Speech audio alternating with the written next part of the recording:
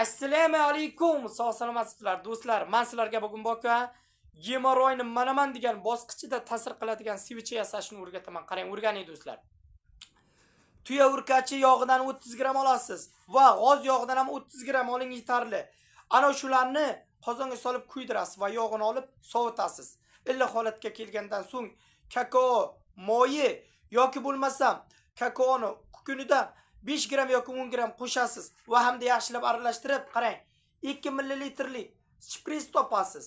Topasizda mana shu uchidan yarim santimetrgacha pastroqqa tushib kesib tashlaysiz. Mana shu holatda keladimi? Va mana bunday qilib ochasizda qo'lingiz bilan bo'ynaki moyni joylashtirasiz. Misol 1,5-2 santimetr uzunlikkacha bo'lgan. Joylashtirgandan keyin 2 soatgina muzlatgichga saqlaysiz va qotib bo'lgandan so'ng salqinga saqlab, kerakli vaqtda 1-2 mahal kechki va kunduz vaqtlari chiqarib tishi atrofida shpresni shunday qo'yasizda, bu yoqdan shundoq itarsangiz, svicha o'zi to'g'ri chayning ichiga kiradi. Qarabsizki borki, shunaqa bir natija beradi-ki, xudo xolasa bu azaldan foydalanib kelinayotgan narsa faqat boshqacha ko'rinishda ishlatilardi.